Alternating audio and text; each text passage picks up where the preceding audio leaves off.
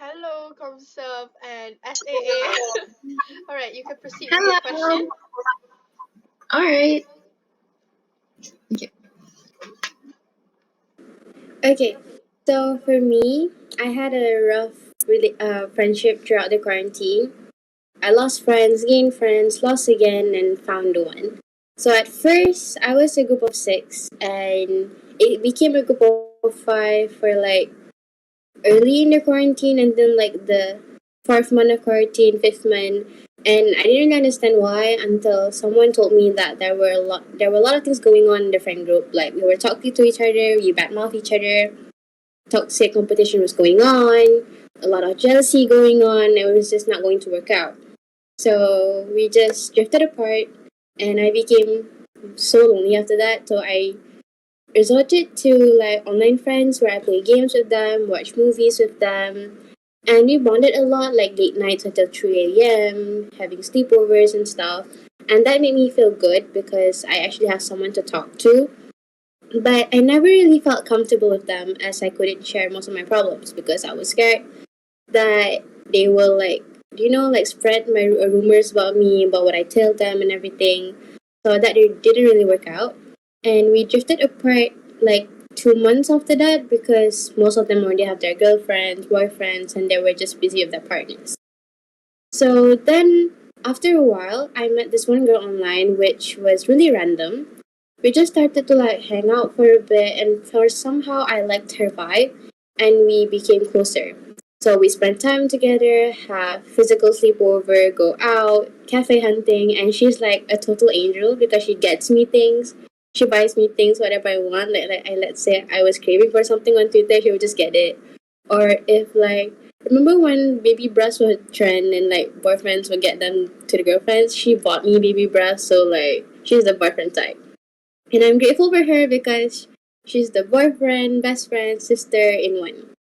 And I'm also grateful that I met her because she just changed my whole perspective in friendship and how I view things now because she made me grow. And so yeah, that's for me. I'll be passing on to Anissa now. Hey, hi. So I honestly almost had the same experience as Emmeline, but for me, I was in like a big group. It was like probably like 20 people.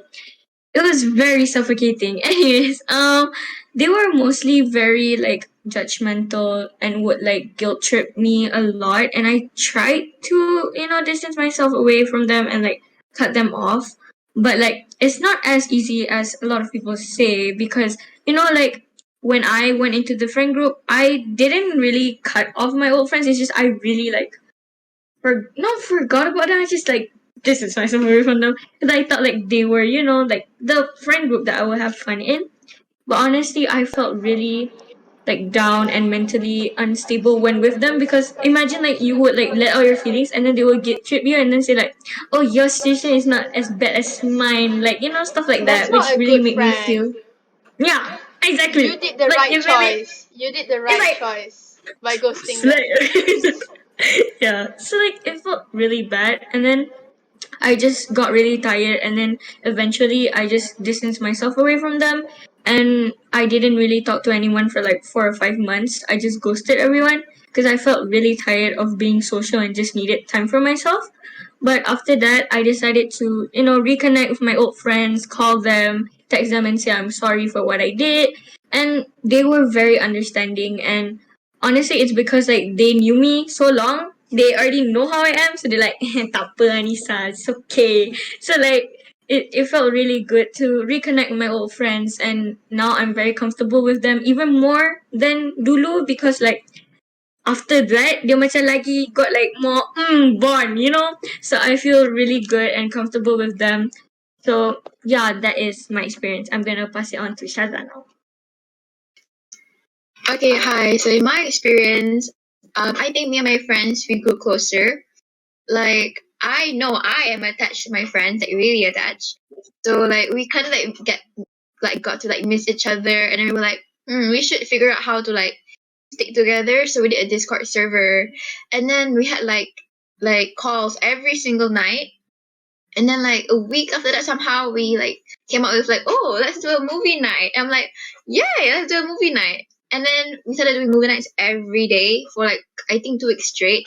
Like so many movies we watched, like new genres, new movies that we watched together first. And a lot of my first movies I watched with them.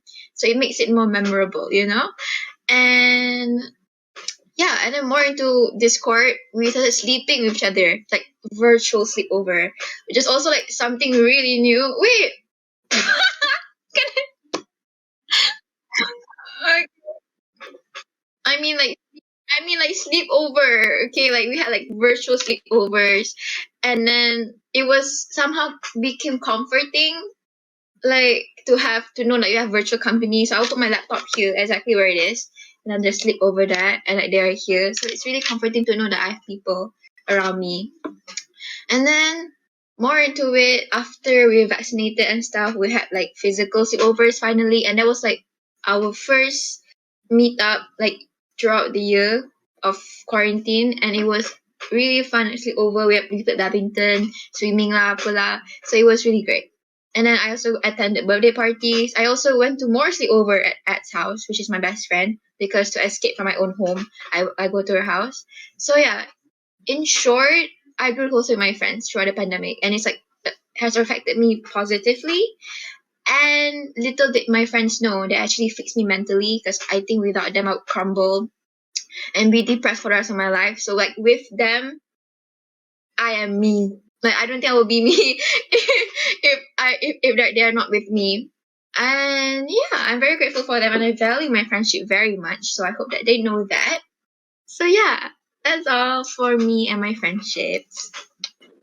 Thank you. So we can see that most of us have been hanging on friendships and focus on building even stronger bond through the internet platforms, like how Emmeline met her boyfriend alike friend through the internet, which is very interesting since other than having to connect with people online, we also have to connect our education online.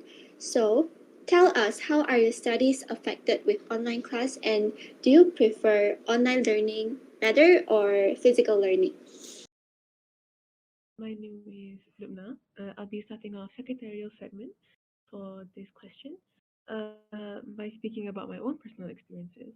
So, when it was first announced that we were going to have online classes, like any other student in the world, I was overjoyed, mainly because I didn't have to wake up 2 hours before school started or carry really heavy bags filled with books to school.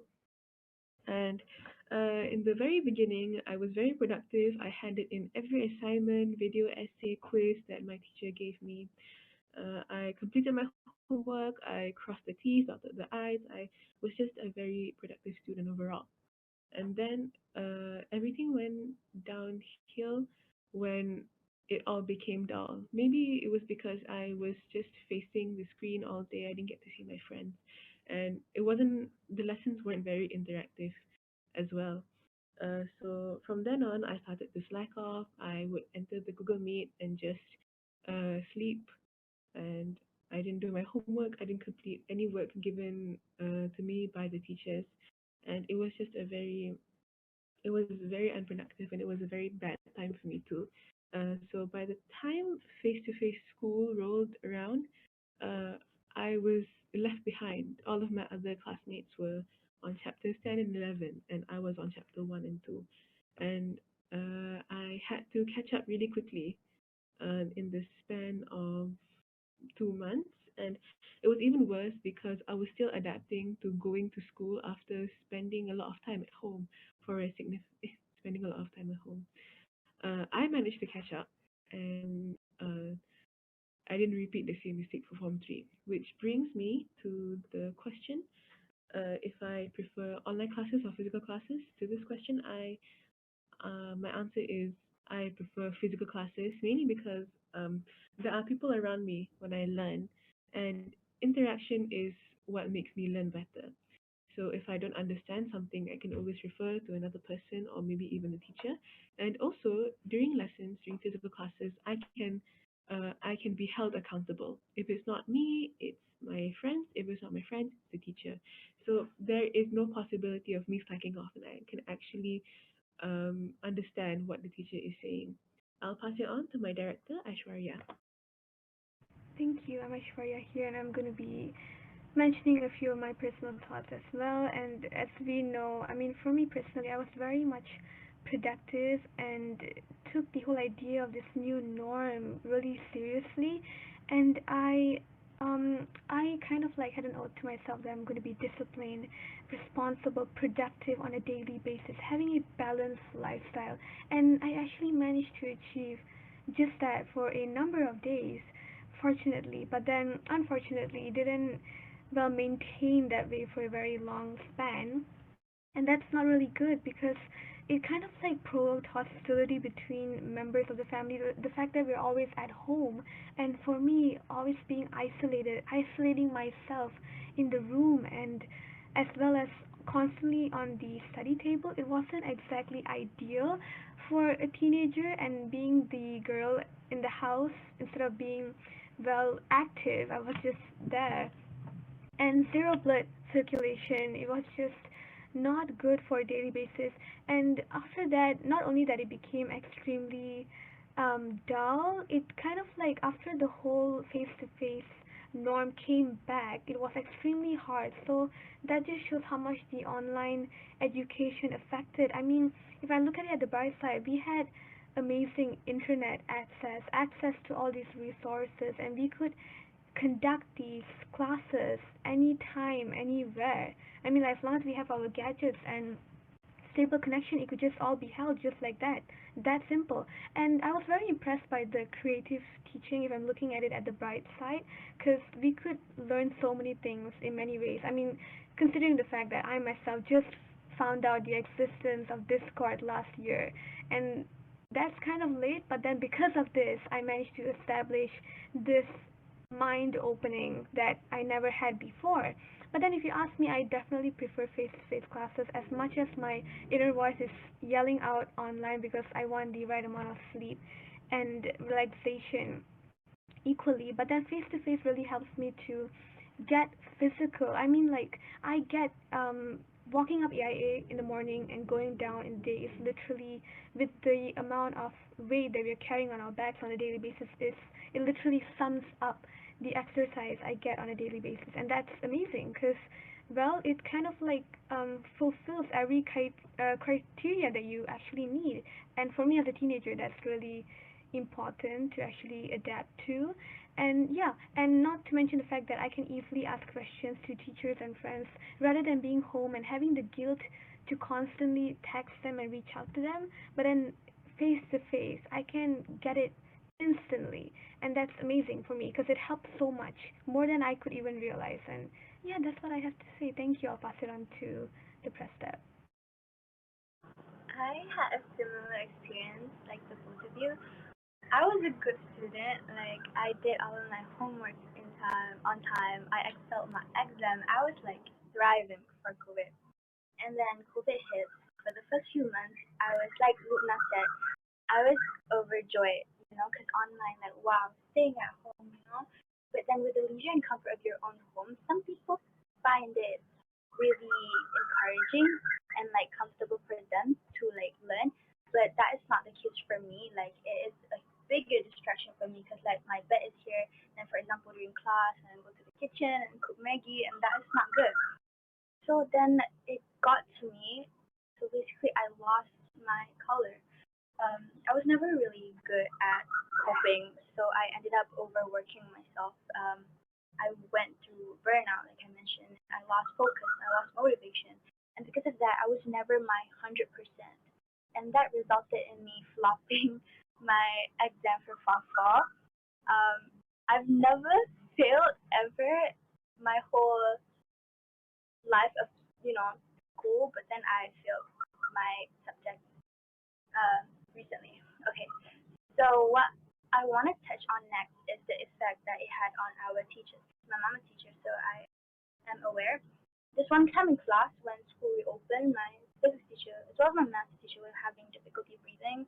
Each factor aside, both of them are healthy women. Like it was the exhaustion from work, from constantly going back and forth that heavily impacted their overall well-being. So in a nutshell, I feel like I believe that our teachers' mental health also were heavily impacted by this. Like they were just trying their best, giving the best for their students. They too are facing difficulties in adapting, be it with technologies or be it with teaching. So we should all be understanding to it. So if there is one take that I can get from this is that your best would look different every day and you shouldn't expect yourself to bounce back because you too are human. So yeah, it's not linear. That's all for me. So thank you very much for your input. And through you bringing up this issue, we can all see that it is apparent that because of this pandemic, many of the students' lives have been, turned around and affected, and many of their routines changed because of the, sudden change of the educational system. And other than online school, what other major changes have happened to your routine? Welcome, Treasury Department. You can continue with your question. Right. So before the pandemic, time was an enemy in the sense that everything had been very hectic from going to and coming back from school, running daily errands, going out to meet people, hanging out with relatives, and etc. And for a 14 and 15-year-old teenager at the time, we were very, very active and we didn't have much time for ourselves because everything had to go by according to schedule, like this, that, and that, and that. As opposed to the pandemic days, my laziness got to me very, very badly. Time moved so much slower, making my daily routine seem boring and repetitive. And because of that, I lost motivation in uh, lots of things. In fact, I think I lost motivation in almost everything. I didn't want to do anything like wake up, and I just wanted to stay in bed all day and all night. And for me, that was kind of unhealthy. Like, of course, I was already lazy, but not to the point where I didn't care for school at all. COVID laziness got to me and made me not care about failing because at that point, I didn't care about anything at all. I've literally been COVIDated and nothing else. And now our social battery runs out very quickly because of the lack of exercise and interaction we previously had. Like now, the most exercise we probably had is like walking up and down the stairs or like going to and fro the kitchen, which is very unhealthy. And our routine only consists of waking up, eating, and then going on the internet for a little while, and then back to sleeping again. And it repeats. Every day is the same, and it's just tiring for all of us. But on the brighter side, the pandemic gave us a chance to strengthen bonds, relationships, and friendships as we have more time to spend with our family and friends, although it's online. But especially with our family, now that they're home most of the time, we get to be more closer with them and have a better relationship. And life after the pandemic is less hectic, which gives us the chance to appreciate things we took for granted before. Thank you. So there are definitely a lot of routines have changed and has been replaced. Nevertheless, not all changes are bad. Some may be devastating, but there shall always be a silver lining. So the Public City Department, what's your silver lining in these trying times? Hello. Hi. We welcome our Public City Department, and y'all can start now. Um, so one of the best outcomes for me during this pandemic was probably like self recovery. Um, One of them was I've gotten more confident and comfortable with my appearance. Because I've had short hair, long hair. I was big and small during like throughout this pandemic, and you know, so like I've experimented and know what I like. Another thing is I also had time to reflect on my past mistakes and fixing them, even if it was a small thing, just like rethinking what I did and all. Trying lots of things that could potentially help with my mental health, whether it's exercising, therapy, or anything really. And I've just, whatever works, whatever doesn't, I just go with what does. And not all of them did work, but some things did. So, um, I learned to juggle things with the time that I had because I used to procrastinate a lot. But, you know, from this pandemic, also, I got into Interact, and then I have Kyra as my deputy and all. And she really helped me a lot. So, and in a way, I've gotten more creative as I found new things to inspire my work. So, yeah, that's my part. Okay, so for me, some of the best outcomes and changes I've gained from this pandemic is that I learned not to take time for granted. Now only I realize how blessed I am with the time that's given. And because now, like, since we're at home and we have nothing much to do, we can really feel the weight of time, like, um, the emptiness of having nothing to do. Yeah. So I learned that we shouldn't expect someone or something to always be there available to serve, as nothing is permanent, and we should spend as much time with our family and friends as all can be gone at any time. So in my case, I didn't quite enjoy the idea of going to school. But since the pandemic, I now only realize how little time I get to spend with the people at school, and soon it will all be over before we know it. Yeah, it's sad. And I now appreciate going to school more and will always try and make the most of it. Okay, point two, my lifestyle has changed drastically. I've started taking my cleanliness to another level. So, example, if I go out, I will immediately shower once I get back to be certain no germs or bacteria is left on my body and or clothes. And by doing so, I've observed that I no longer get sick often. Like not even common illnesses such as flu, cough, viral fever, etc. And the Anxiety and Depression Association of America indicates that the physical activity of cleaning, coupled with the end result of a cleaner home and our environment, helps reduce stress, feeling of anxiety, and depressive symptoms. That's all from me. Thank you. Right, so it has been great listening and sharing with you all the emotional battles we go through. Though unfortunately, we have come to the end of our talk. It certainly is a privilege to be able to create this platform for us to share, and we can all agree that the COVID-19 pandemic has presented many challenges to students, educators, and parents. Students already coping with mental health conditions have been especially vulnerable to the changes we all face. Yes, and now we are discussing about the broad impacts on students as a result of school being closed, physically distancing guidelines and isolations, and other unexpected changes into their lives. So thank you all for joining in our talk. We hope to create a platform where you feel safe to face vulnerability.